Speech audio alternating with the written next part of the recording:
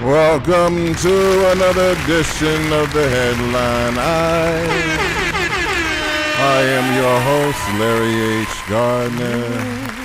The H stands for how about those Cleveland Guardians making it to the postseason? Shout out to the Cleveland Guardians. Thank you very much for making my life a little better. This is your host, Larry H. Gardner, along with Miss Lexus in the building. Miss Lexus, how are you doing? I'm doing just fine. How are you, Mr. Gardner? I'm well for a Guardians fan, not so well for a Browns fan, as the Browns fell 1-3 to the Detroit Lions, 34-10 in Detroit.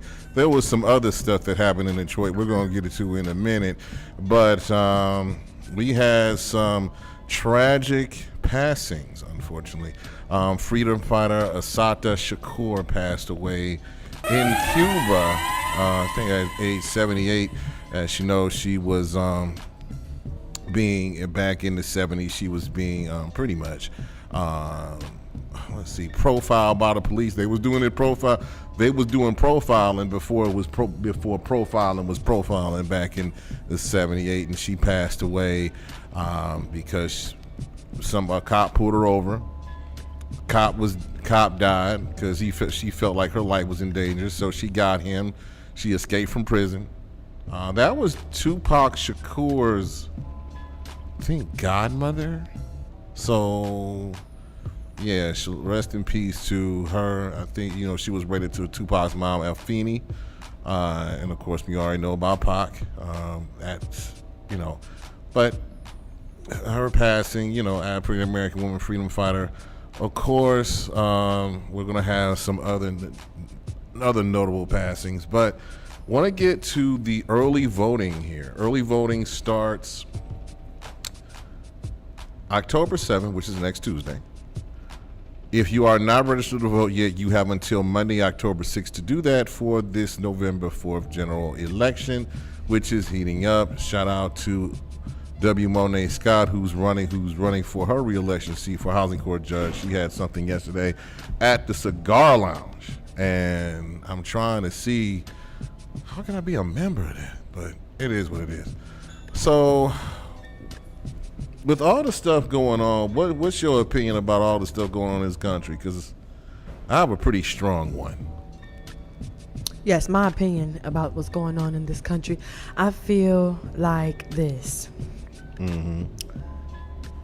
The day-to-day events that happen in our lives are always presumed as what we would call working, building towards our goals, speaking on social topics, things that kind of keep everybody flowing, keep everybody's point of view in the algorithm, and keep the finances going as well. But the reality is that, outside of that surface level activity, behind the curtains of it all, there is a whole stage play and script, and there are a lot of things that people are being forced to look over or pretend is not there. And then you have platforms such as ours and others who want to voice these things. So then we get to this point, Right. So I got a problem right now with the Cuyahoga County, of course, Cuyahoga County Jail. Let me explain. On the Cleveland Remembrance page, Tasha Grant's death was ruled a homicide. That's Grant's chest and abdomen were pressed against the bed while force was applied to her backside. Now, here's the thing about Tasha Grant. First of all, she's a black woman. She's an inmate. Second of all, she's a W amputee.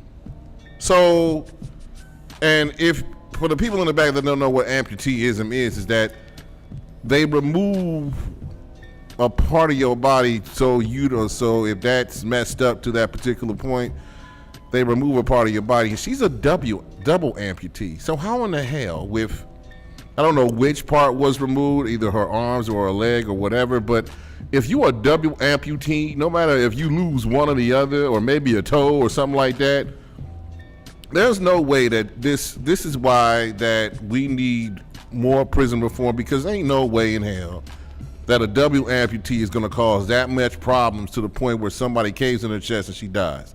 This just sounds George Floyd-ish. You know, to me, it's like the knee on the neck syndrome, and of course they're going to say, well, she's in jail and blah, blah, blah. Listen, unlawful deaths, unlawful murders by law enforcement on African-American people will not be tolerated, especially around me. What you think about this, what happened with Miss Grant? Yes, Miss Grant is an example, one example of many examples of brutality in prison. There have been a lot of deaths, fatal incidents in prison, not to mention starvation as well. But we talking about Cuyahoga County Jail. Cuyahoga County Jail is terrible. Yeah, absolutely. And I'm gonna tell you something about Cuyahoga County. Okay. Okay. Mm-hmm. Cuyahoga County does the bare skillet minimum, if that. And those inmates are suffering. Period. And if somebody did die or pass away, they might have got air lung poison in that nasty facility. I'll be the first to tell you. That's crazy. This is, you know, what's the sad part about it is that we don't even, you know, it's like, it's Cuyahoga County Jail. They're building a new facility. They're building something else. It's work. Like, the thing about it is, how are we going to house criminals when we can't keep them healthy?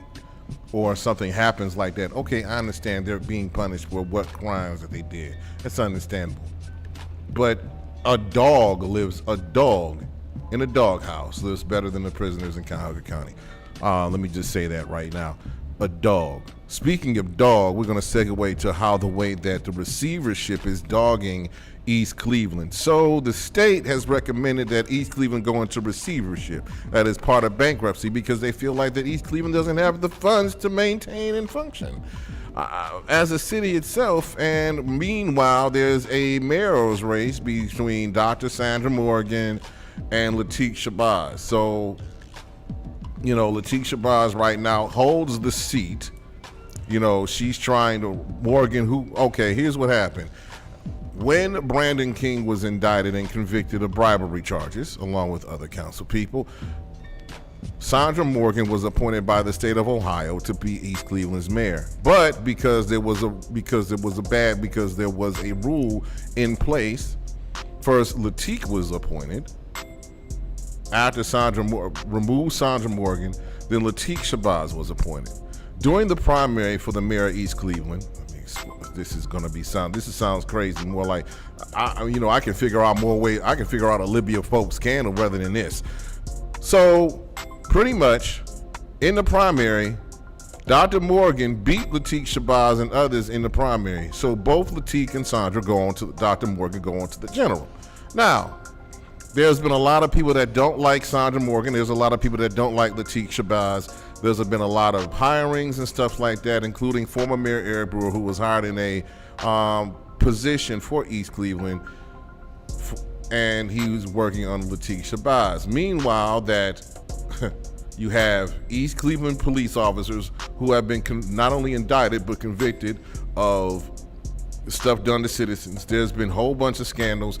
The former East Cleveland prosecutor, Heather McCullough, who was running for judge against Ensign J. Loving, by the way, we're endorsing Ensign, has also been accused by other activists for crimes against East Cleveland residents. You know what East Cleveland is right now? A hot ass mess. What do you think? Yes. East Cleveland has been a hot mess for a very long time, I would say. But it's getting even hotter as we speak. And you know something? From the silly little light traffic tickets to the blatant harassment to the mindless crime that goes bullying. overlooked. Bullying. Bullying. Bullying is big in the city of East Cleveland. And it's like there's no order, there's no structure, there's no change. There's not even enough unity and coherence to change. That's the sad part. So should East Cleveland be annexed? I mean, in receivership right now? Do you think that East Cleveland can, here's the thing. I always joke about how messed up the streets are in East Cleveland, from Terrace Road, and them potholes look like moon craters. But the thing about it is that East Cleveland residents deserve better. Absolutely a lot better. Listen, I need for you guys who are in charge right now, from council to the mayor, whoever it's going to be, whether it be Dr. Morgan or Lateef Shabazz, get it together. Because the simple fact of the matter is the citizens of East Cleveland, I know some of them are looking at this right now, don't deserve that. So whoever it's going to be, whoever gets voted in, so we'll decipher everything after November 4th. I'm really sick and tired of the whole mess. I'm tired of talking about East Cleveland. I'm tired of making jokes about East Cleveland. I think people been getting on me about making jokes about East Cleveland being a hot mess. But the thing about it is, it's like, am I lying though? No, it's like the curse or a ghost or something. Like, can it be defeated? Can we get this back on track? Can we? All right, am I, like, the thing about it is like, am I in the interest of fairness to everybody that's critiqued to me about East Cleveland, am I lying? Am I telling false narratives about East Cleveland, or am I getting this from other residents who live in East Cleveland saying, Larry, thank you for calling out because this stuff is messed up. Thank you. So don't criticize me for talking about East Cleveland and y'all not doing nothing to help it out, especially the people in charge who were voted in. All right, speaking of mess. So speaking of Michigan right now, we had a church shooting. Actually, it was somebody crashing to a church, then shooting people after they crashed into the church. So in Grand Blanc Township in Michigan, the authorities identified a Thomas Jacob Sanford as the person that pretty much did this church, pretty much used the car to bomb the church and then start going in and start shooting people. Oh my goodness. What do you think about that? Well, speaking of the location, Michigan, I mean, there's always some type of crazy frenzy happening every like 3 to 5 years in Michigan anyway, if you ever notice. But this is what I noticed. Every time there is a random traumatic crime going on from suppressed trauma or whatever, it's always targeted at a school or a church. People are always targeting the most precious things to people. Right. You know, the place where they worship and the place that they hold sacred to where they house their children. You know, right. and they're always going here. And I do feel like these areas need to be top secured, just like the bank. The way y'all guard these green papers, we need to be guarding our children and our place of sacredness. Here's my thing, and I notice it's these crimes have been committed. I'm going to point out who's committing these crimes.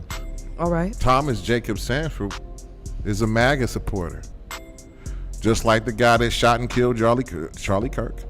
Y'all try to run Jimmy Kimmel off, but he came back with fire. But the thing about it is like MAGA supporter. People that killed State Representative Jessica Horton and her husband in Minnesota, MAGA supporter. People that do the school shootings, MAGA supporter. The five individual white men that wanted to kidnap Democratic Governor Gretchen in Michigan, we call Big Gretch, MAGA supporter. Oh, by the way, the same person that shot and killed State Representative Jessica Horton and her husband, he had a hit list of Democrats. On the names of on that, if you live in Cleveland, Ohio, District 11, on that hit list was none other than our very own Chantel Brown was on that hit list. So he's going to try to come over to District 11 and try to wreck shop. Nah, not happening, bro. You need to stay your ass in Minnesota, because if you would try anything over here in Ohio, we would have sent you back in pieces. Pieces. Reese's Pieces. Not Reese's Pieces, but pieces. Shout out to. But have you noticed the trend that every single school shooter, every single church bombing, from the Charleston 9 to everything, has something in common? There are, like, everybody talks about black on black crime, and Trump saying that, you know, black boys are born criminals, which I really have offense to with that right about now. And the thing about it is, I'm gonna get in the orange one's ass about that right here. But every single natural shooting disaster, 95% of them have been caused by white, Caucasian men. Have you noticed that? Yes, absolutely. So I'm not tripping. There's not a trend here. So am I tripping or not? You tell me. No, you're not tripping at all. And if you are, you're flying first class because you're right on point. Thank you very much. So my thing is this, and I'm just going to say this right now. There's about to be a government shutdown because Trump is blaming the Democrats. The Democrats are blaming Trump and his MAGA people. You know, everybody else is in the middle. So, but we're going to have like 100 federal employees to walk out. And we're going to have a couple other people to walk out as well. So, listen, we're shutting down because people are refusing to acknowledge Charlie Kirk Day. Nobody acknowledged the slaves when they got killed for their freedom. Nobody acknowledged, listen, we acknowledge Martin Luther King. You know, you can't put Charlie Kirk in the same sentence as Martin Luther King. And anybody that does that is an idiot, especially if you're an African-American man. I'm calling you out on this one. Nobody cares about Charlie Kirk. He died, he got murdered. I apologize to his family, but the thing about it is that stops right there. All you pastors writing apology letters and stuff like that, Dr. Larry Macon, you should be ashamed of yourself, and I met you in person, sir. Don't do that. You don't speak for me when it comes to that. Nobody wrote a letter to Jessica Horton and Jessica Horton's family when she got murdered by a MAGA supporter and they were targeting our own Chantel Brown. Nobody did that.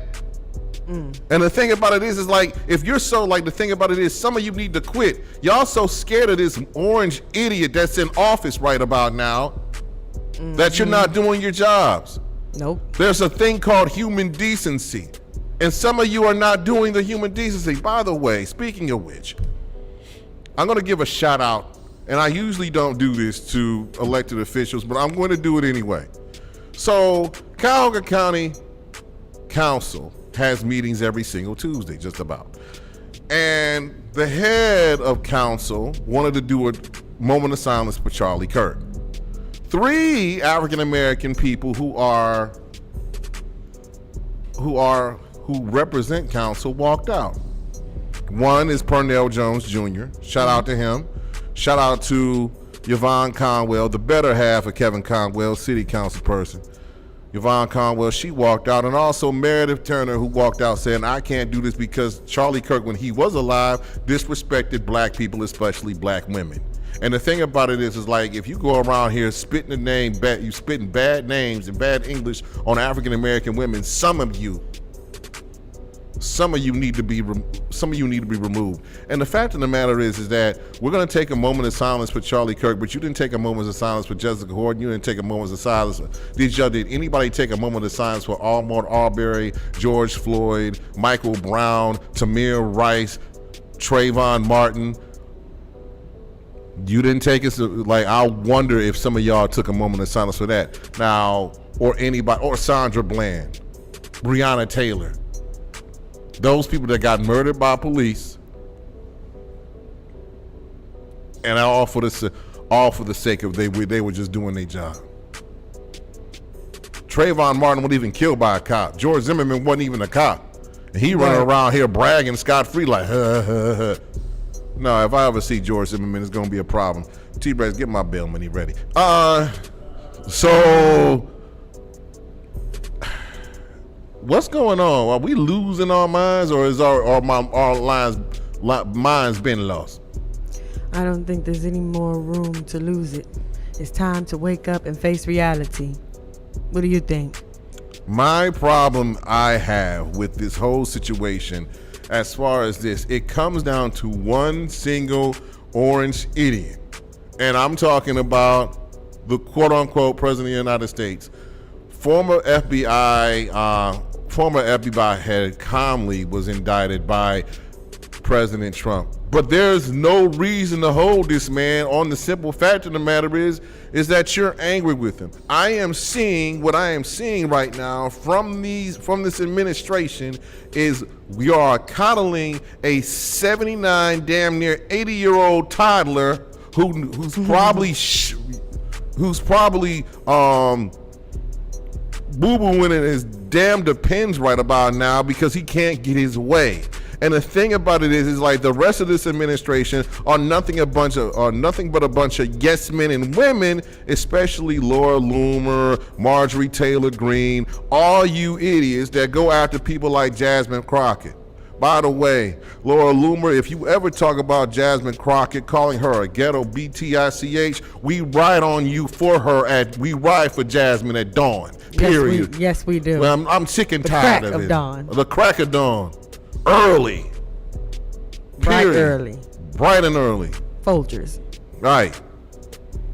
I ain't gonna even have breakfast. I'm just gonna be mad and hungry at the same time. Here's the thing about these so-called, here's the thing, and as much as I can't stand to say his name, I'm going to say it anyway. President Trump made a statement saying that African American boys were born criminals. Now, you're a mom.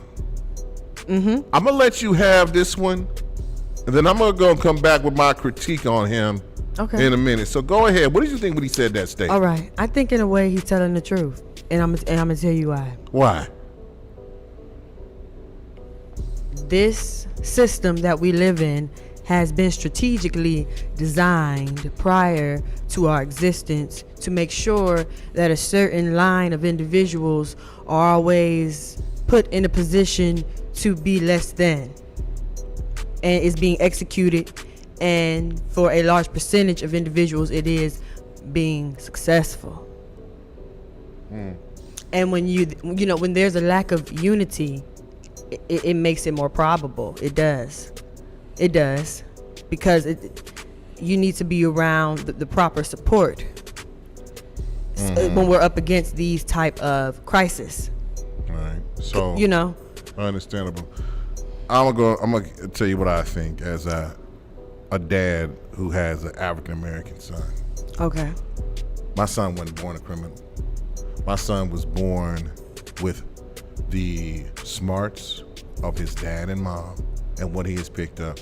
My son has his own little small business in Alabama, JMG Infinity Computer Services. Check him out on Facebook. Excellent. That's the page. Like the page, share it, show your support, or I'm coming after y'all. Here's the thing, though. To the orange one, you talk about black boys being criminals. You're a 34 convicted felon. You talk about black boys being this and that and rapists. You have been accused of every single sexual thing known to man. You even said grabbing by the you know what. I'm not gonna repeat it because I got mixed Lexus here, and I love my African American women and love my women. Period. Point blank. So the thing about it is, you have been no more than an evil jackass of a president for the past 5 years. It's not even your 5th year. We got 3 more years of this crap. You can't even pronounce the atavistazine word. You can't even say Tylenol right. But you have the nerve to criticize African Americans. You want to start a civil war so you can become president for life. You want to die in that seat. Period. You want us to worship you? No, I don't worship you. And for all you African American senators and people that say when Trump got elected, y'all talking about daddy's home, daddy. When another man calls another man daddy, you are seriously losing your dang mind. Period. Point blank. Daddy, are you out of what? Yeah, you're losing it. You're losing it. You lost it. Yeah. There's not enough coonery in the world for you to call that man daddy. I know who my father is, Larry H. Gardner Sr., born August 7th, 1952, passed away February 6, 2023. Rest in peace. I know who my father is. If y'all don't know y'all fathers and y'all want to call him daddy, that's up to y'all. But the thing about it is like y'all got to deal with this with your God. Now, back to what you said about black boys. Don't you, like I said before, Orange Julius Jerk, let me just explain this. I'm going to look right dead ass to the camera right about now. And I'm going to use the words that Will Smith said when he slapped Chris Rock on the Grammy Awards. Trump, keep our kid's name out your Mickey Ficky mouth.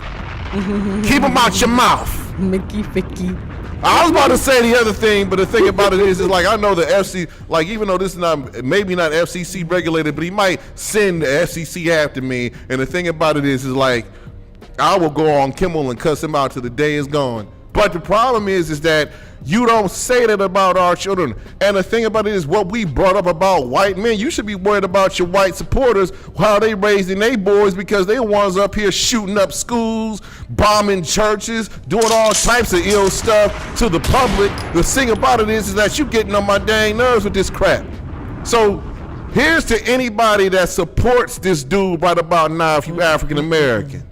You can unfriend me now. Right now. Because of the simple fact of the matter is, you don't speak on my son's name like he was born a criminal. Now, I understand what Miss Lexus said as far as the system. But the thing about it is like as far as African-American men is concerned, no matter what the relationships with the moms are concerned, I dare you to try to do something and put my son on some handcuffs and ain't do nothing wrong. You gonna have to answer to me, period. And I'm 6'2", 275 pounds of Jalen protecting rage if you ever try to come after my son. Period. Screw you, Trump. I'm sick and tired of you. I can't say what Colbert said. I'm trying to keep it PG. But my God, see, we got to draw the line somewhere. And by the way, before anybody says blame the Democrats, the Republicans have the state. They have the legislature, they have the House, they have the Senate, they have the presidency. So as much as you may not like the Democratic Party right about now, black people, they're not in charge. The Republicans are. The MAGAs are. So if you want somebody to blame for your Medicare, Medicaid being cut, for your EBT cards getting sliced in half, for you only have like 50 cents to your name in your bank account while you trying to pay all the bills because everything's being cut, slashed, and sliced, and your tariffs are growing and bigger and bigger and bigger, and we got to do a paying for it as far as a carton of eggs, blame them. Blame them fools. Yeah. Don't sit around here. Don't listen. You want to shut up. That line has been broke, dead, over with, simple, back to the matter of nature. Before y'all go back, and by the way, for anybody that's trying to blame Obama, the dude ain't been president in 12 damn years.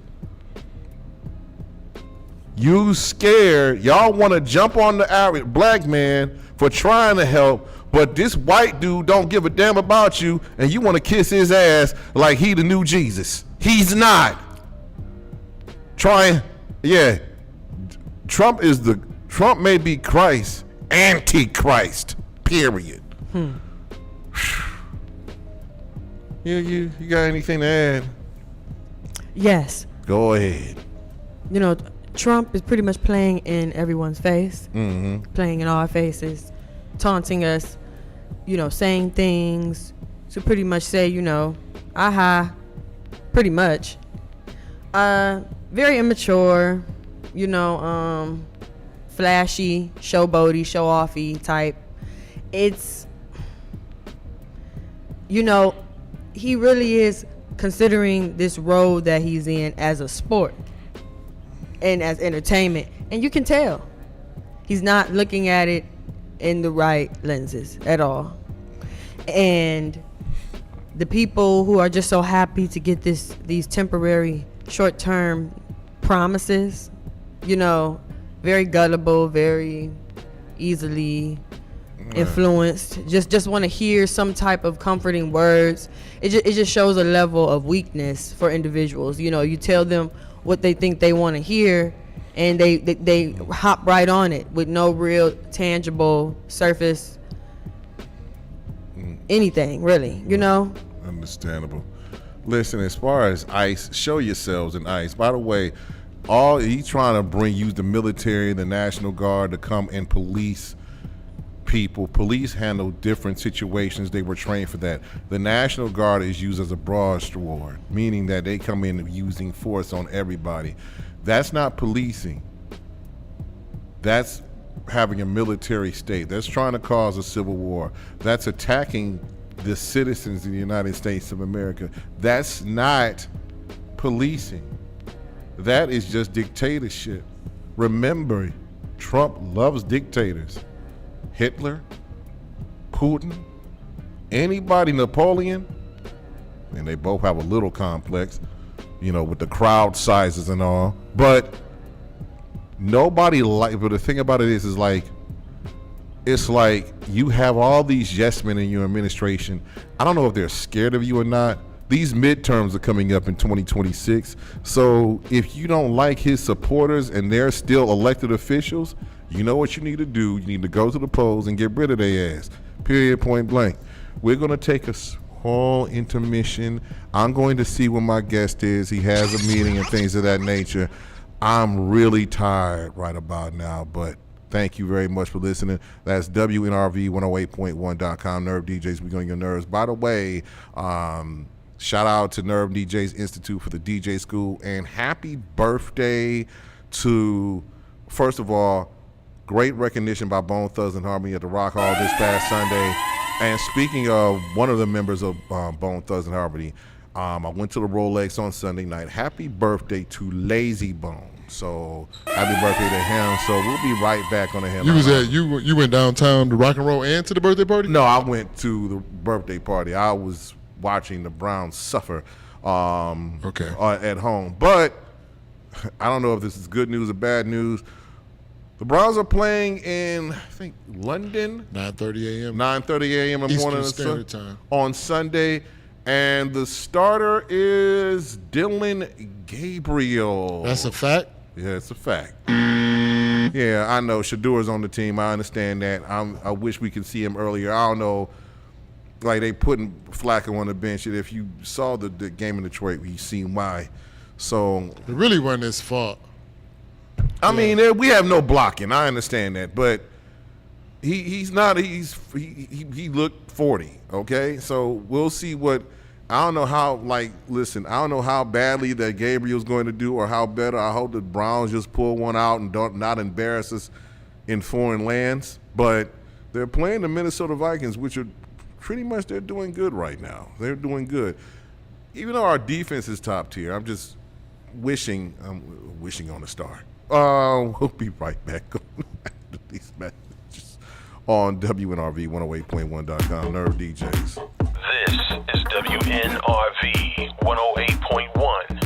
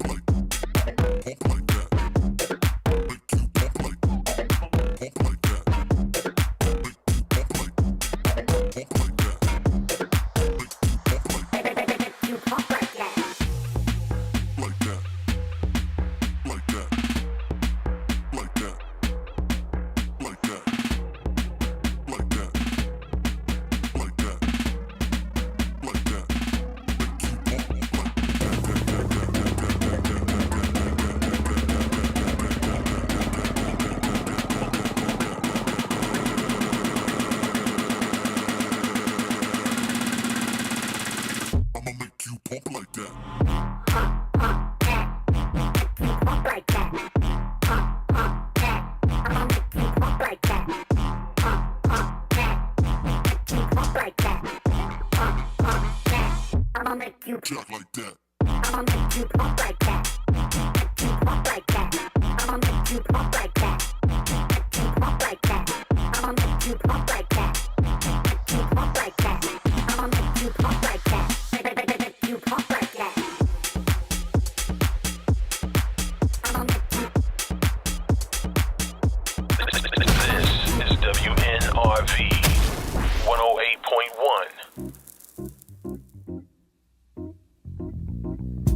Hi, I'm Charlotte Perkins, and I want to be your council person. I've lived in Ward 8 for over 25 years. I also own a small business located in our ward. I'm running for city council because I believe Ward 8 should be safe, vibrant, and affordable. Salary back in the ward. As a former police officer, I believe that we should have a safe place for our seniors and our children, brighter street lights, and affordable housing. Together, we can make this happen. And with your help, we can make Ward 8 a thriving, better place for all of us. On Tuesday, November 4th, vote for me, Charlotte Perkins, to be your next council person. This is WNRV 108.1. What's up? It's your girl, Arthur Ivy Lee. Tune into the Headline Eye on WNRV 108.1. Justice doesn't start in the courtroom. It starts in our community. That's why Brett Horton is running for Cleveland Municipal Court Judge. A lifelong Clevelander with 30 years of legal experience in local courts, Brett understands the challenges our community faces. He has dedicated his life to service and to mentoring Cleveland's youth. Brett Horton will deliver justice with integrity and lead with vision. On November 4th, vote Democrat Brett Horton for Cleveland Municipal Court Judge. Paid for by friends of Brett Horton for Judge. This is WNRV 108.1. Looking for the perfect workspace? Office Lawson Solon has you covered. Whether you need a private office, co-working membership, or a virtual business address, we've got flexible options to fit your needs. Check out our 2 spring promos. Enjoy free co-working Fridays and no deposit on private office rentals. We also offer month-to-month leasing for your ultimate flexibility. Visit office-loss.com or call 216-230-9258 to lock in your space now. Office Loss, where productivity meets flexibility.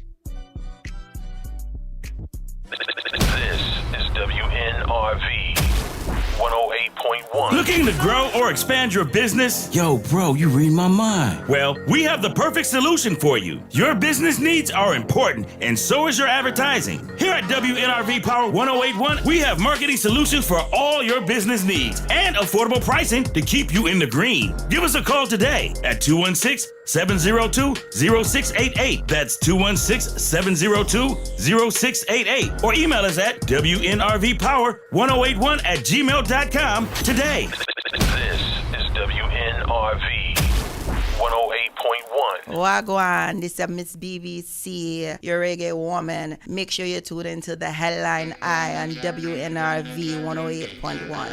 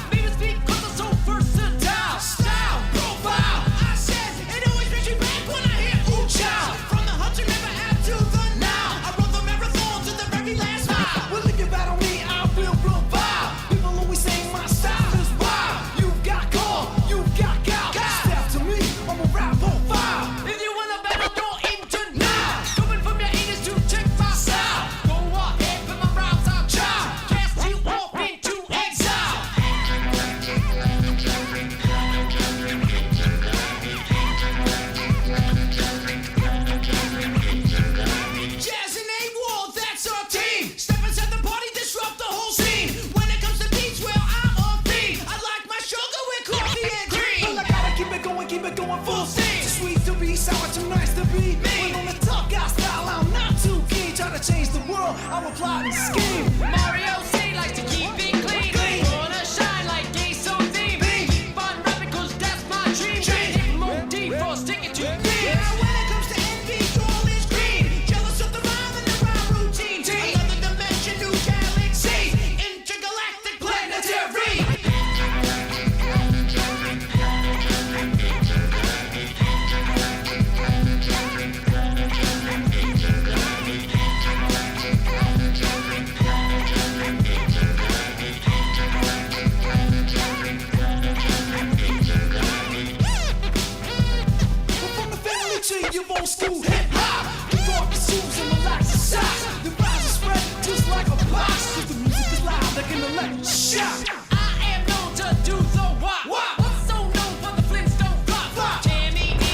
All right, we're back.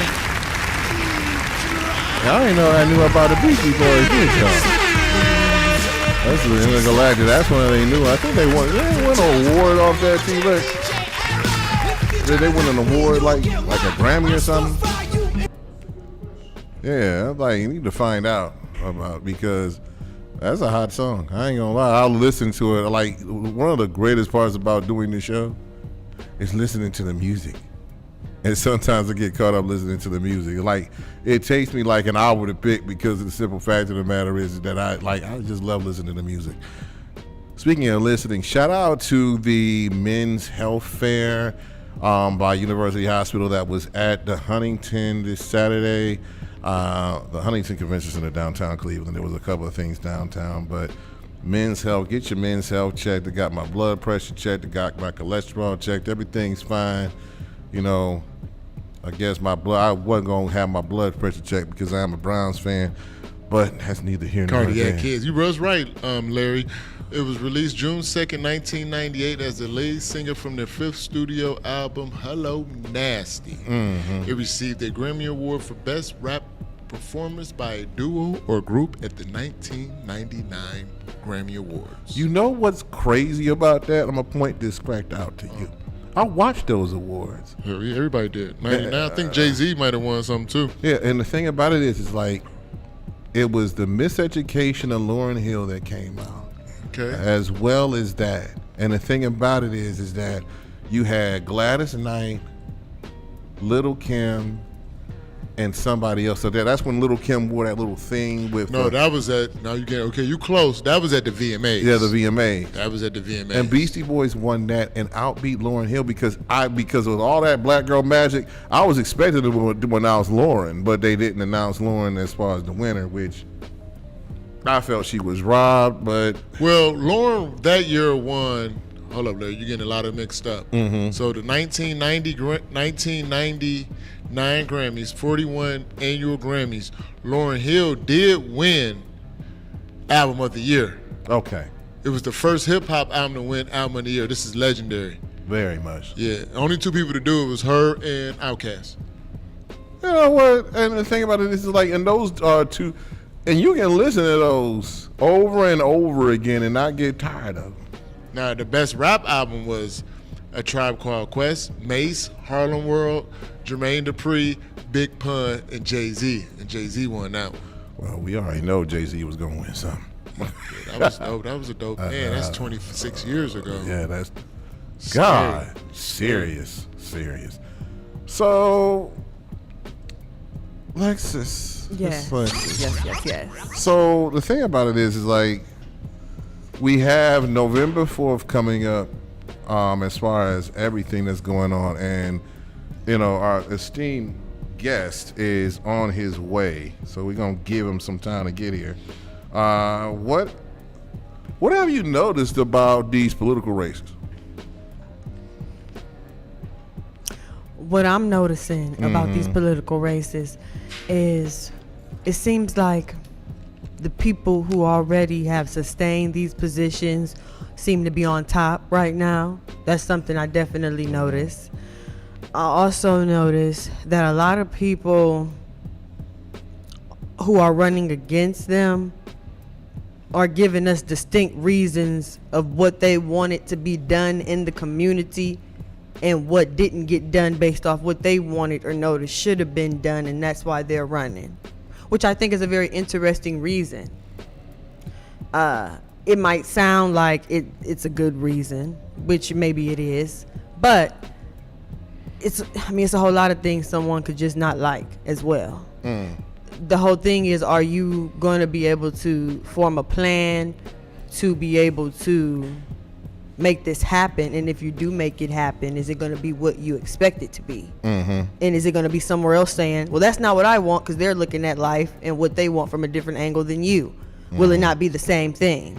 Because no one person can really fit everybody's exact preference or wants or even needs sometimes. So that's something that I'm noticing.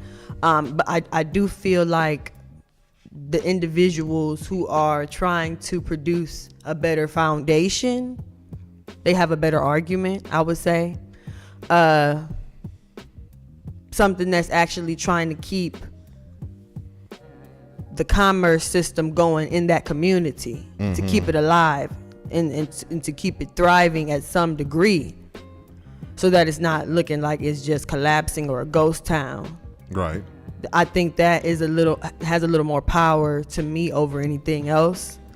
But all the other things that are to be considered in running a ward or a community, city, town, whatever, definitely needs to be considered thoroughly.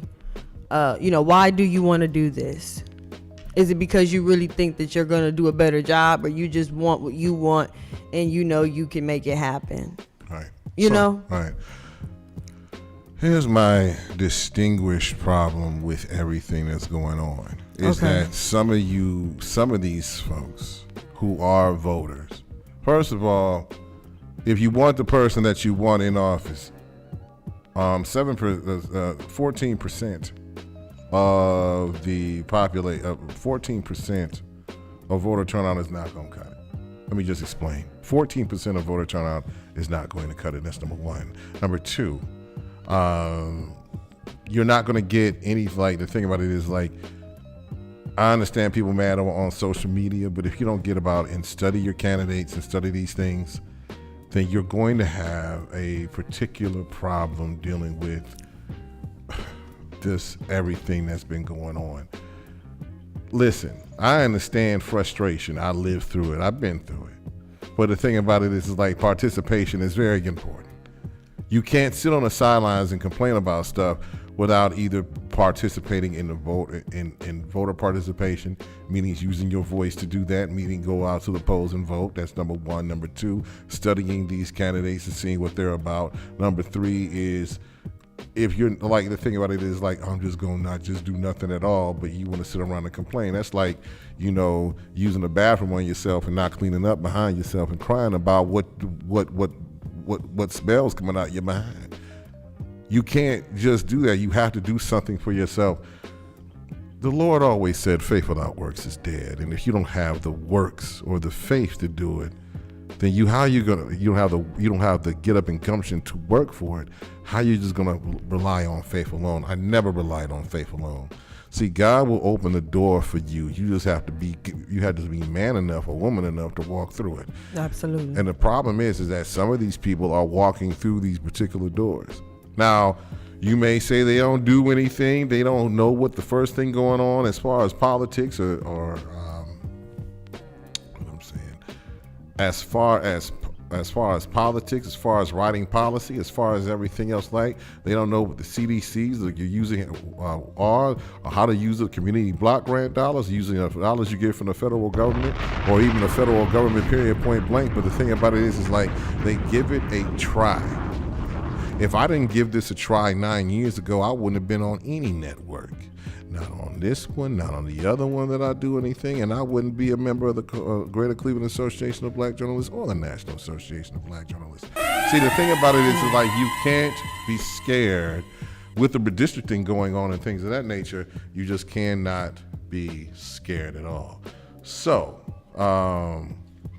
he might have missed this interview today. I'm waiting to see what's going on. Give me just a moment. We'll do a small break? Yeah, just do a small break. This is WNRV 108.1. Justice doesn't start in the courtroom. It starts in our community.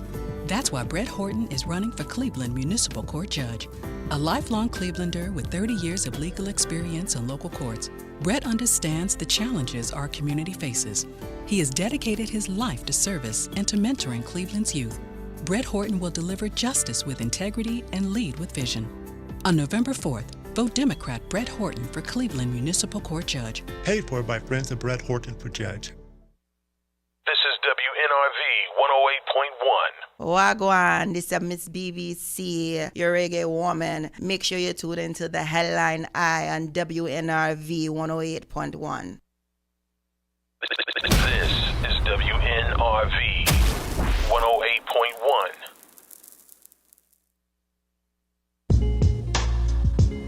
And oh, you're gonna love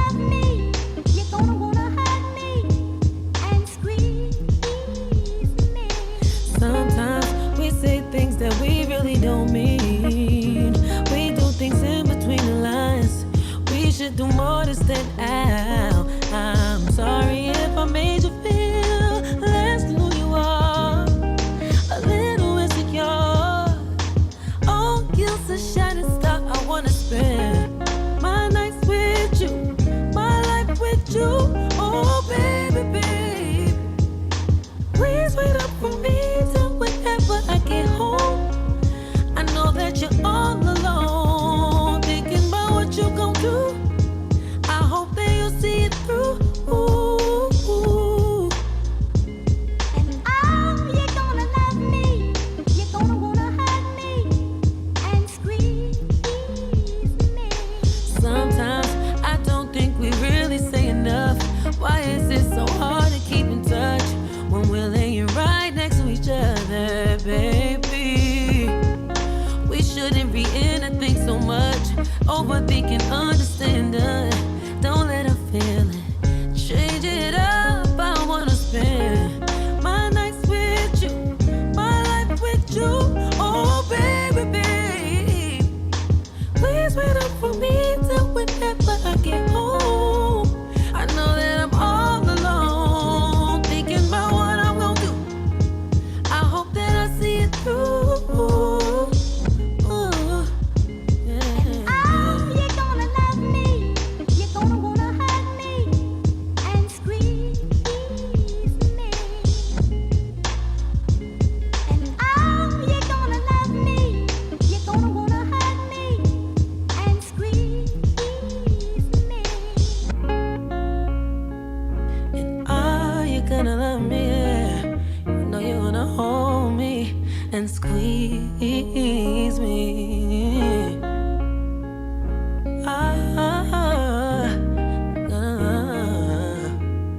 And squeeze me. And oh, you're gonna love me. You're gonna wanna Are you hug gonna me hold me and squeeze me? And oh, you're gonna love me. You're gonna wanna hug me and squeeze me. This is WNRV 108.1. What's up? It's your girl, Author Ivy Lee. Tune into the Headline Eye on WNRV 108.1.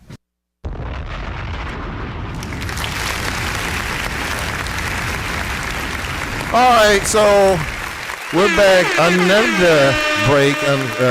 But the thing about it is that I had to make sure that my guest is here at this particular point in time. So, T-Rex, could you play the entrance music, please? Because he's here. So, we have our distinguished guest in the building at this particular point in time. He is running in the new redistrict wards. He has been along. He calls himself the Tom Brady of Cleveland City Council, self-proclaimed GOAT. But the thing about it is that he's always been a supporter of this network, this station, and this show, and especially us. So please welcome in the building none other than Cleveland City Councilman Michael G. Polensek. How you doing? Man, you know what? I've been called a lot of animals, but never the goat, okay? All right, the thing about it is you've been around a long time. All right. So you owe me, first of all, because of the simple fact of the matter is, the last time you were here, yes, sir, I said that even though you were up in the air about it, yep, as far as running in the new redistrict ward, yes, because it's what ward what? It's going to be New Ward 10. New Ward 10. Right. I said when you leave this station the last time, that you would be running for election in that ward.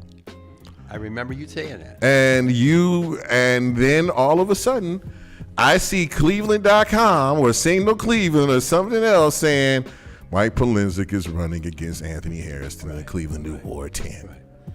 I think it was just a lapse of memory. What made you change your mind? What made you change your mind? I thought about it a long time. Uh-huh. And what and I had people all over me. I had my residents, I had businesses, and I had all these projects that finally, Larry, you've covered City Hall and you've been around long enough. You know how long it takes to do projects. Exactly. But finally, all these projects I've been working on, reimagining the lakefront, doing all this other stuff. Finally, it's like the stars all aligned and they started to happen. And I had people tell me, you can't leave. You got to finish this stuff. You started it.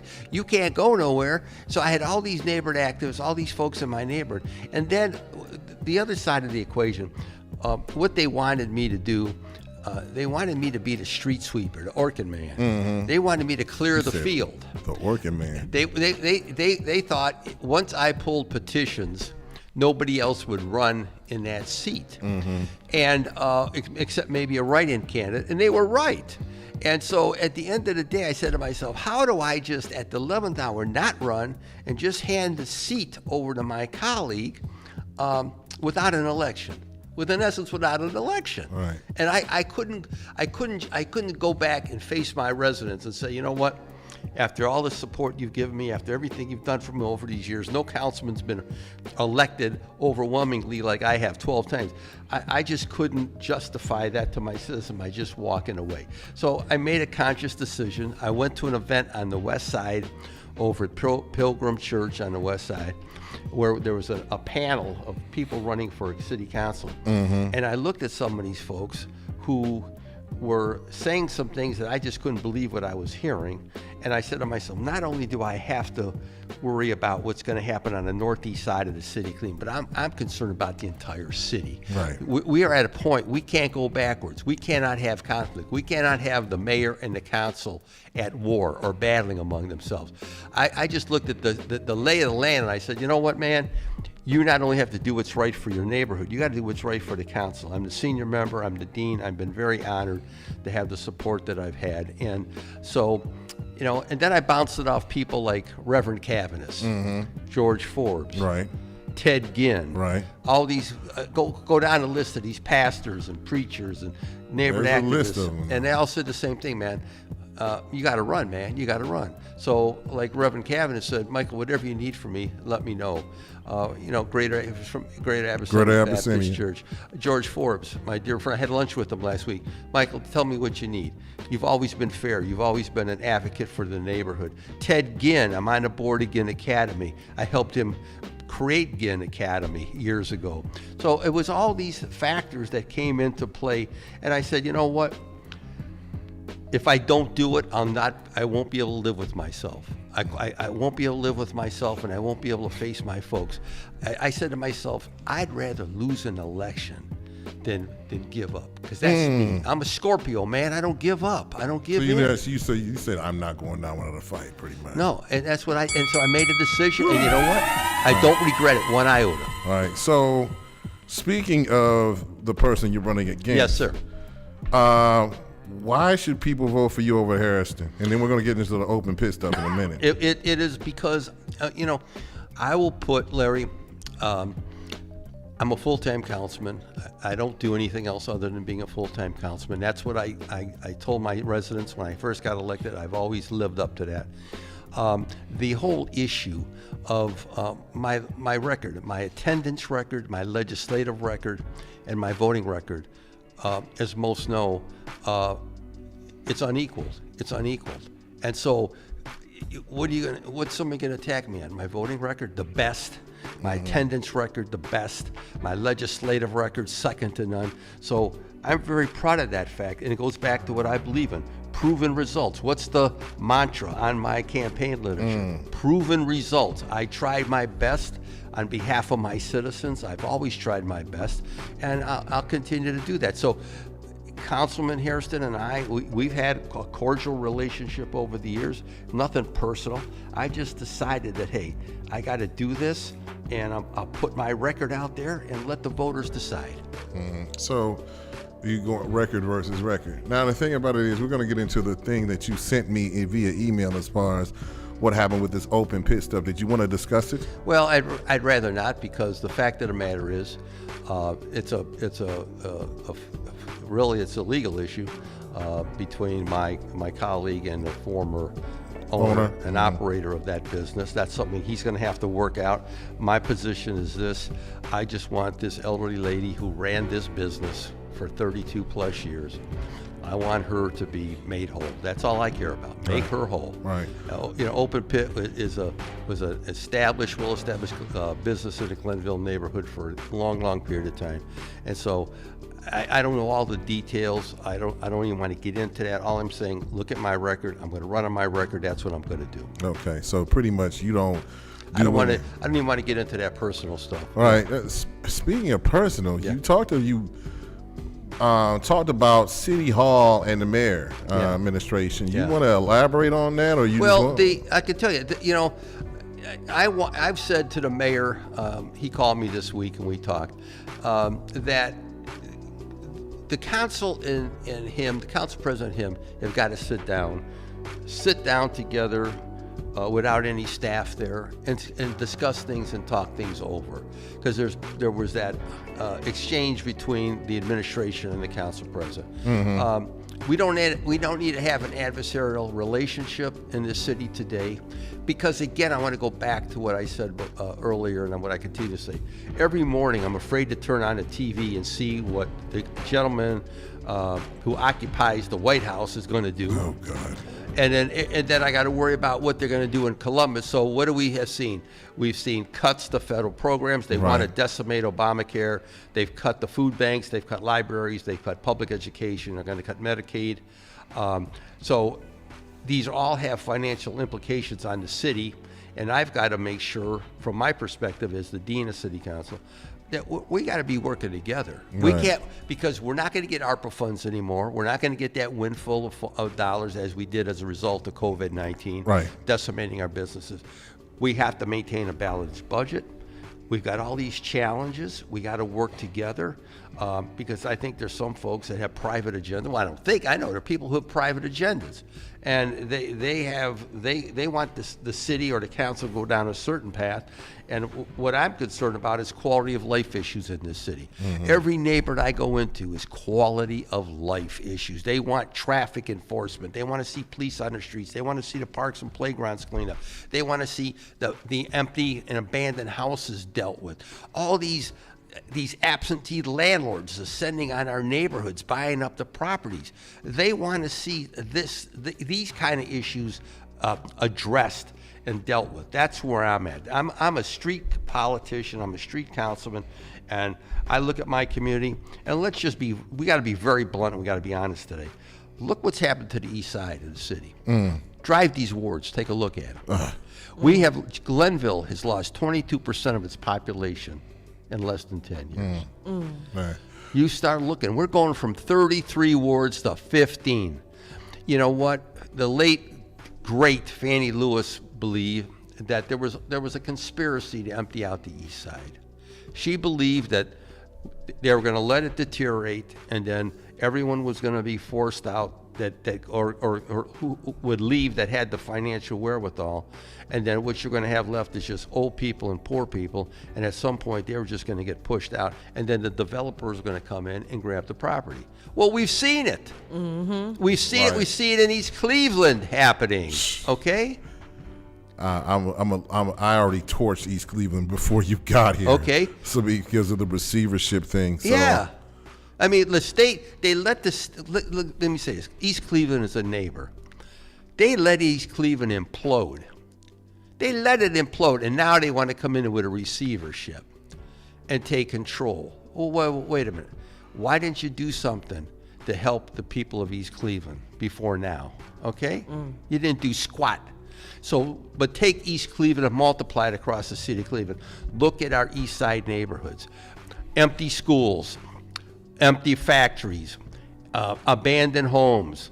We got 18,000 lots. The majority of those are on the east side of the city. The Cleveland Metropolitan School District, it wants to close between 30 and 20 schools in the city. I'm told the majority are on the east side of the city. There won't be an east side at the rate we're going. They're driving people out. They're forcing our folks out. I was born in Glenville, as most people know, on 120th Street between Oakview and Sellers at 427 East 120th, the same house my mother was born into, my grandparents lived. When I look at what's happened, every factory, every plant that my family members worked at is closed on the east side. It's gone. It's history. They took our jobs. They decimated our schools. And then we wonder why we have poverty, lack of opportunity, crime, disparity. I mean, you know what? I don't zip my lip. I call it as I see it. And unless we collectively, City Council and the administration, start paying more attention to just what I've just outlined, the east side is not going to improve, and we're going to see more of our people talk with their feet and go elsewhere, those who have the financial ability to do so. But what about the people who can't go? What about the people who can't fix their houses? I get the calls. They can't fix their roof. They can't replace their hot water tank. Their windows are leaky. They walk around in wintertime with their coats on. I mean, that's what I deal with. That's the world that I'm dealing with. And I am aggressive. I don't play games. What you see with me is what you get. Always. And that's the way it is with me. Yeah. All right. So, Miss Lexus, you have anything to ask the esteemed councilman? Yes. So you've already expressed some of the things that we're going to ask you. Yes. So it seems like you're very knowledgeable of what's going on, and you're very engaged. Yes. With the people in the ward, as far as communication goes and making things happen. Yes. So you mentioned a lot, kind of about the social structure.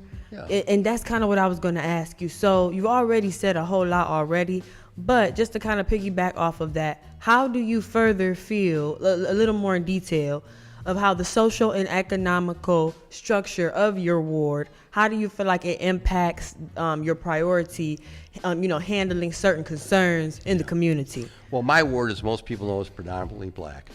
And I'm very proud of the relationship that I have with my constituents. I've been blessed. No councilman in this city, there's no other councilman represents a ward like this. You show me a black councilman that represents a ward that's 90% white, or there is nothing. I'm it, okay?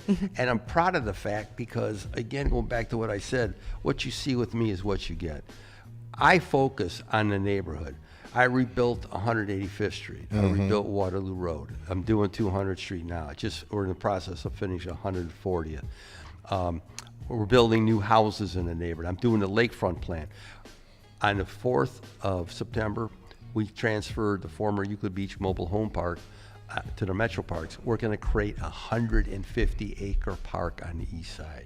Okay, show me another neighborhood. That's amazing. There isn't. Right. Okay, so my focus is how do I improve the quality of life? How do I help people fix their homes? How do I help the small businesses in our neighborhood? I've got this eclectic mix of businesses, this cosmopolitan mix of businesses like on Waterloo, on 185th.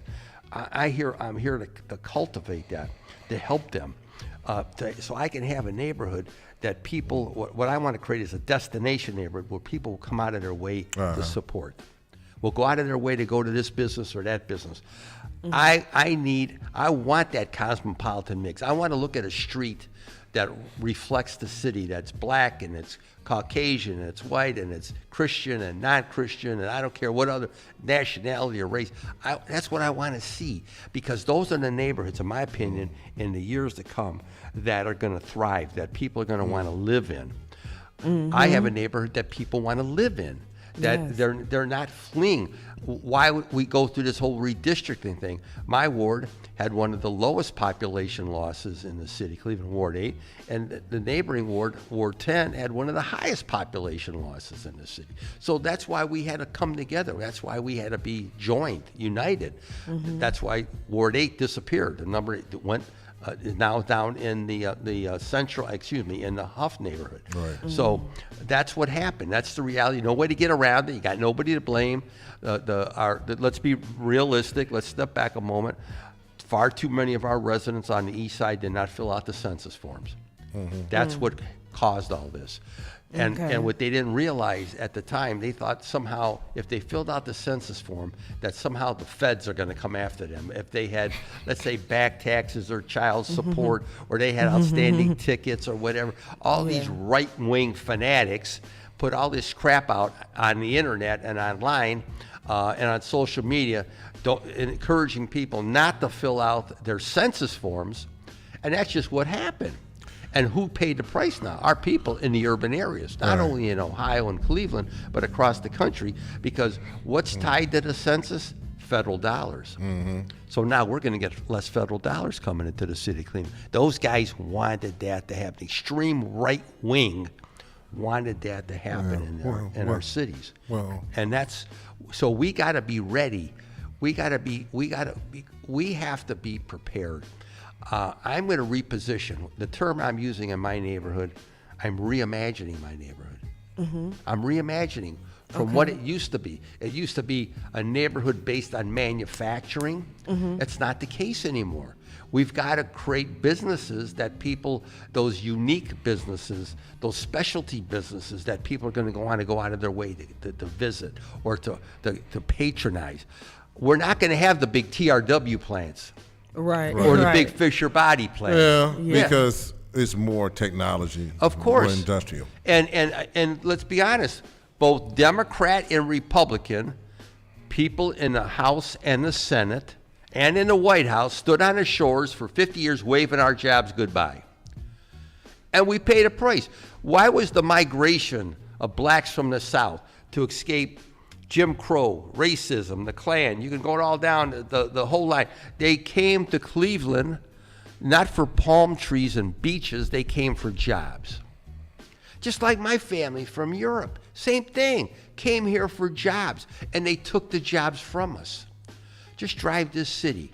I'm tearing down one factory now in the Glenville neighborhood, the old National Acme, which is just east of Eddy Road. That one factory is costing $11 million to tear down. Think about that. Start multiplying that across the city. How many of those we got? Once employed thousands of people. The biggest the biggest employer base in the Glenville neighborhood at one time, in North Glenville. Right. All gone, taken from us. Because our people stood bye-bye, let all the jobs go to Mexico or China or God knows where they went. And here we are today. So every place that I worked when I was a kid is gone. I drive down St. Clair, all these abandoned factories, all these little storefronts where there were restaurants and barbershops and beauty parlors and that all benefited from all that. Those businesses, those big, they're all gone. Yeah. So are you trying? So when you are elected again in this new ward, yes. Are you trying to put small businesses back into your ward? That's what I've been doing. And I've been working it real hard, helping small businesses. I'm trying to even attract what I call medical. I'm working with the Hospice of the Western Reserve on their new campus, $24 million campus that they're building in the community. And I want to thank them immensely for doing that and making that kind of investment. I helped, as most people know, I sponsored the legislation for the Cleveland Food Bank for their expansion because I believe in a food bank. I believe in helping people. So I'm very proud of the Resource Center, the Food Bank Resource Center on South Waterloo Road and the Greater Cleveland Food Bank Food Warehouse on Coit Road on the northeast side. So when I look at the new Ward 10, it's going to run all the way from the lake to South Euclid. Up to the edge of South Euclid, Cleveland Heights, East Cleveland. I mean, it's Euclid. I mean, so we go out, think about how big that is from the lake all the way up the hill. It's pretty big. And so who's ever elected on November 4th in the new Ward 10, we got our work cut out for us. We got our work cut out. But I'm going to tell you what I'm going to do. I'm going to reimagine Euclid Avenue. Really? I'm going to reimagine Euclid. Euclid Avenue should not look like an extension of East Cleveland. Okay, in the city of Cleveland. Like I said, I already towards East Cleveland. Okay, they ain't mad at me right now. I know. But you know what? Let me say this, and I have a lot of friends in East Cleveland. I know that people in East Cleveland have taken a lot of bad raps, but you know what? Right. When you close Huron Road Hospital, which the people in East Cleveland didn't do. Right. That was 800 jobs gone. When General Electric pulls out, look at all the employment that was there. So it's easy to point the fingers at the people of East Cleveland, but what about the corporate community? Right. What about the leadership of the Cleveland Clinic who pulled the plug on Huron Road Hospital? I stood out there in the street with Black on Black, with Art McCoy and all those guys. We campaigned against the closure and other black activists in the neighborhood. I was with them. We walked. So it's easy to say to the people, oh, look at East Cleveland. But you know what? They were dealt a severe blow. Now, let's be fair. Have they elected the best leadership in the past? No, they haven't. No. Okay? How many mayors have been thrown out?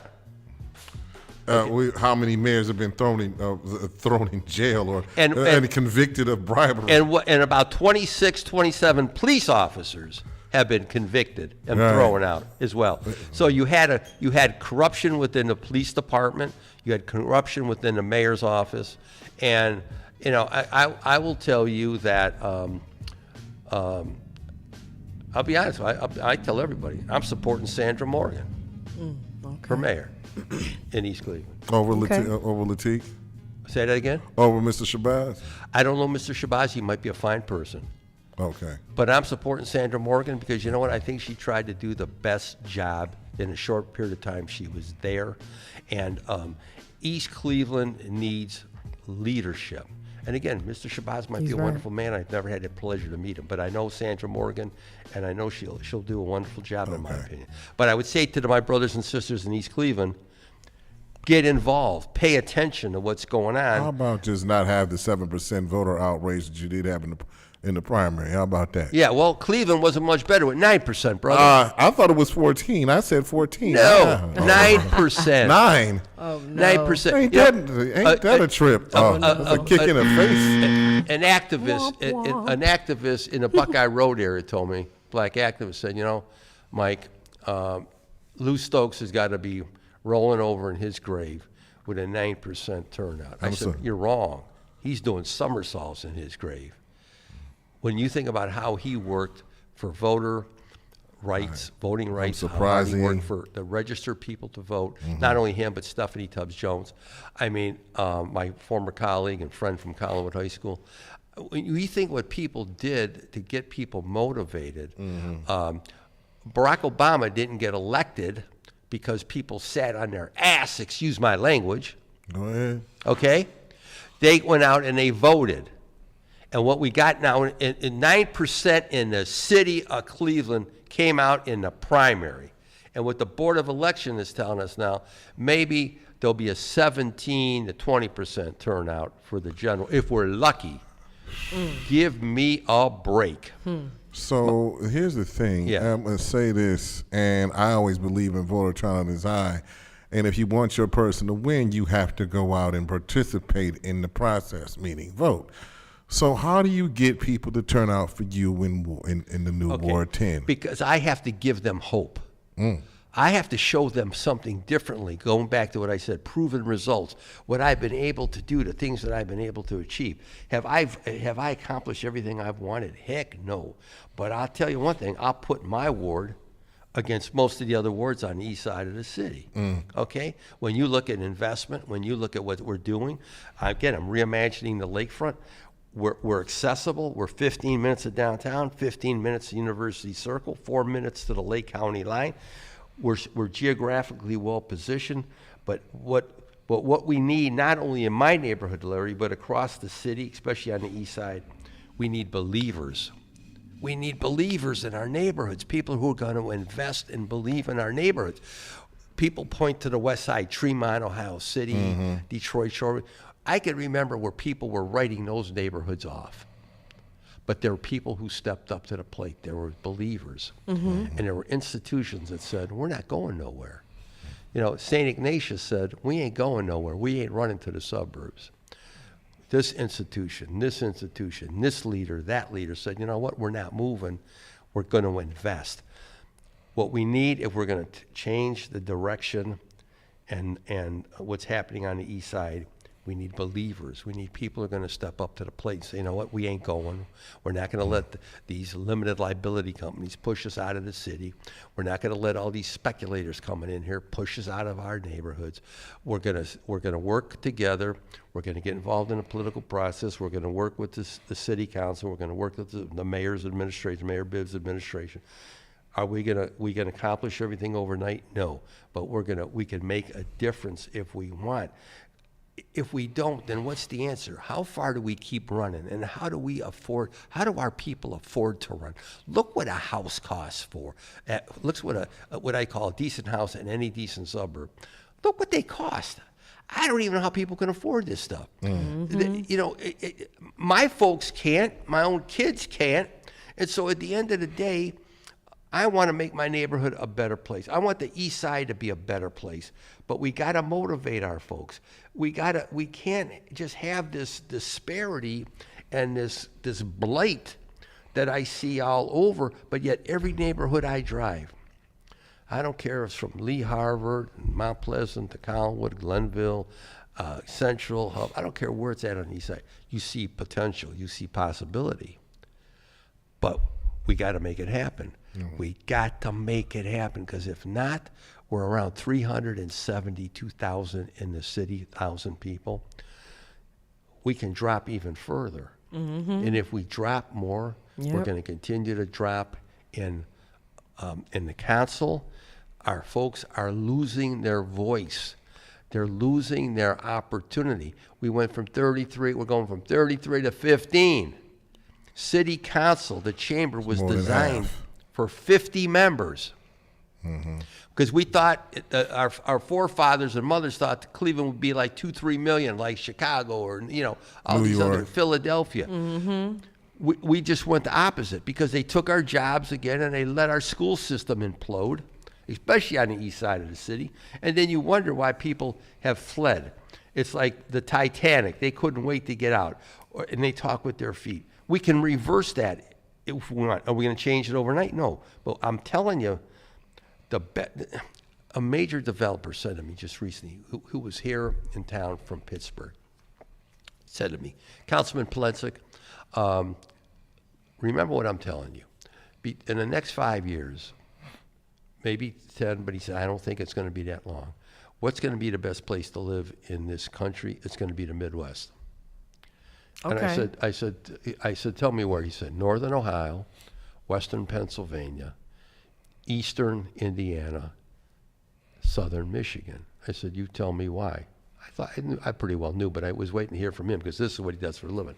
He said, you got water, your weather is relatively good. You get some crappy snowstorms now and then, but he said your weather, when you compare your weather to other parts of the country, it's not bad. And your cost of living is better than most other portions of the country. He said, go see what the cost of living is in some of these other states around you. Go down. He said, just go California, New York, Illinois. Go see what the cost of living is. He said, I'm just telling you, man, it's going to be the Midwest, and here's Cleveland, right on the lake. Look at this summer we had. This weather. It's magnificent. Very much so. Yeah. Sure, we're going to get some crappy snowstorms, like, you know, and we'll We all be always complaining. Right. Can't be perfect, right? And Larry's going to be complaining about the snow. Right. But the fact of the matter is, when you look at the big picture, we got to keep asking ourselves, why aren't we getting it together in Cleveland? What's wrong here? Why we ain't getting it together? We got to get it together. Yes. All right. So, Councilman Polensek, before we go, Yes.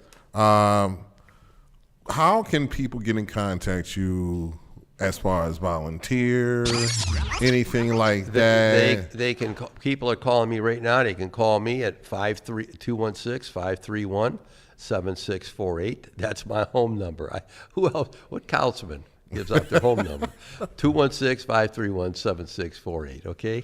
And then they can always email me, because a lot of stuff people email me is about city government. So again, that's Polensek at clevelandcitycouncil.org.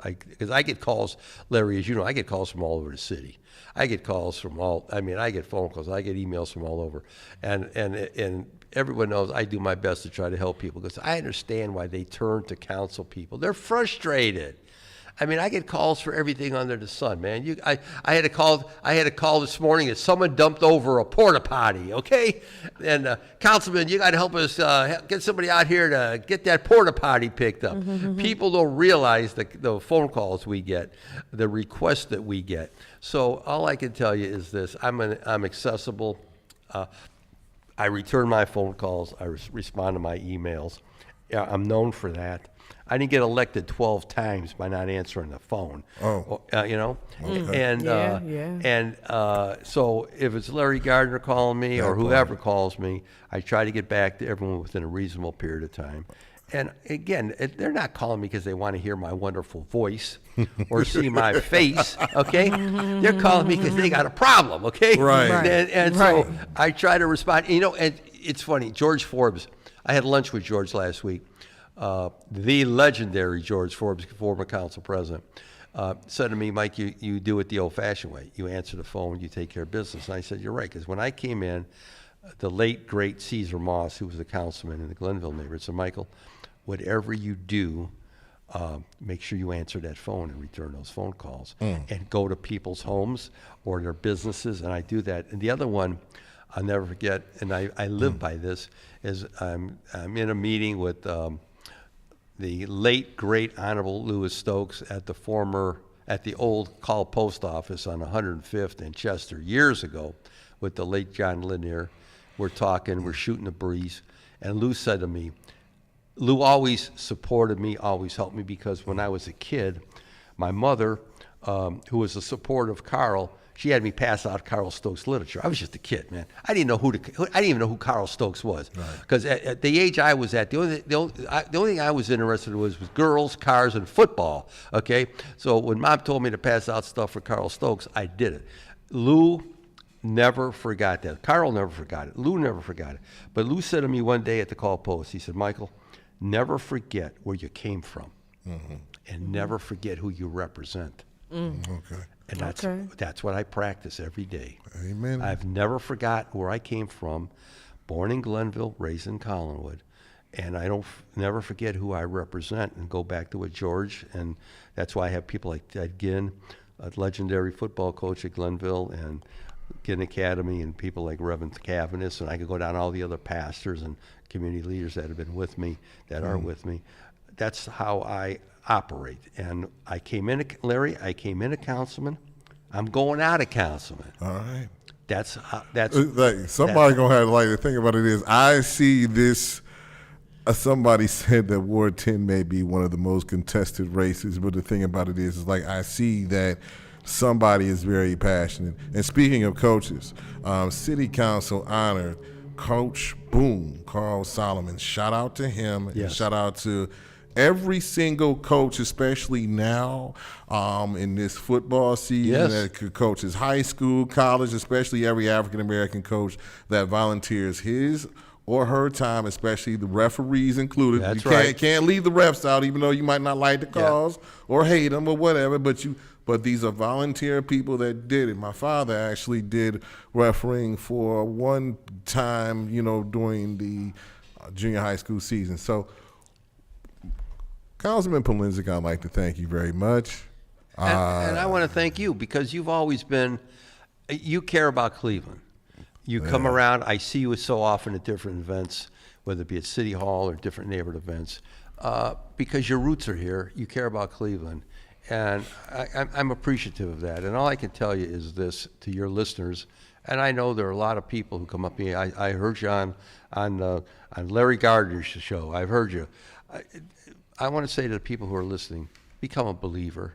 Become a believer in Cleveland. Become a believer on our east side. We can and will make a difference. Amen. That Blackfoot stuff. We got to go. I'll see you next week. I got an announcement to make before we go. November 3rd from 5 to 7, that's a Monday, the day before the election, are going to have an all-candidates event. So anybody that did not get a chance to talk these past Tuesdays in October, you get a chance to do your 10 to 15 minutes. Councilman Polensek, you're welcome to come back to talk about, last ditch effort from 5 to 7 here at Nerve DJs. Yes. I will have food. It will be catered. Y'all will eat before y'all have your last ditch efforts to pitch to the voters. That's right. Anybody that did not do an advertisement with Nerve, I would like a small donation to Nerve DJs LLC. They are opening up the doors for this special show. Of course, following that, it's the club style on Monday. Because Election Day is Tuesday. Please go vote. Early voting starts Tuesday. And also, the last day to register, if you haven't registered, is Monday, October 6th. Early voting starts Tuesday, October 7th. If you are in Polensek's ward or any other ward or anybody else's ward, if you want your person in there, you have to participate in the process. I should put this on the T-shirt. I swear for God. All right, so we're going to be out. And also next week is Rebecca Moore. This is Justin Timberlake, suit and tie, which I'm always in with the Honorable Jay-Z. If nobody tells you what they love you today, I do. We all do. We'll see you next week on WNRV 108.1.com. Nerve DJs, we get on your nerves. Gardner out. This is WNRV 108.1. You ready, JT? I can't wait till I get you on the floor, good looking. Hey, going hot, so hot, just like an oven. And I'll burn myself, I just had to touch it. But it's so fine, and it's all mine. Hey, baby, and we don't mind all the watching. Hi, 'cause if they study close, real close, they might learn something. She ain't nothing but a little doozy when she does it. She's so fine tonight. And as long as I got my suit and tie, I'ma leave it all on the floor tonight. And you got fixed up to the nines. Let me show you a few things. All dressed up in black and white, and you're dressed in that dress I like. Love is swinging in the air tonight. Let me show you a few things. Let me show you a few things. Show you a few things about love. Now we're in the swing of love. Let me show you a few things. Show you a few things about love.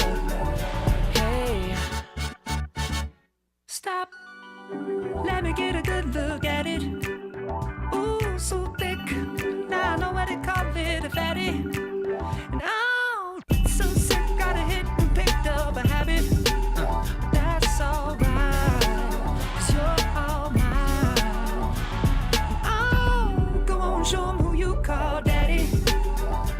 I guess they're just not 'cause, girl, they wish they had it. Ooh, my killer, my filler. Yeah, you're a classic, and you're all mine tonight. And as long as I got my suit and tie, I'ma leave it all on the floor tonight. And you got fixed up to the nines. Let me show you a few things. All dressed up in black and white, and you're dressed in that dress I like. Love is swinging in the air tonight. Let me show you a few things. Let me show you a few things. Show you a few things about love. Now we're in the swing of love. Let me show you a few things. Show you a few things about love. Hey, Get out your seat, ho. All black at the white shows. White shoes at the black shows. Green car for the Cuban links. Y'all sit back and enjoy the light show. Nothing exceeds like excess. Style guy got from having the best of the best. Is this what it's all about? This is WNRV 108.1.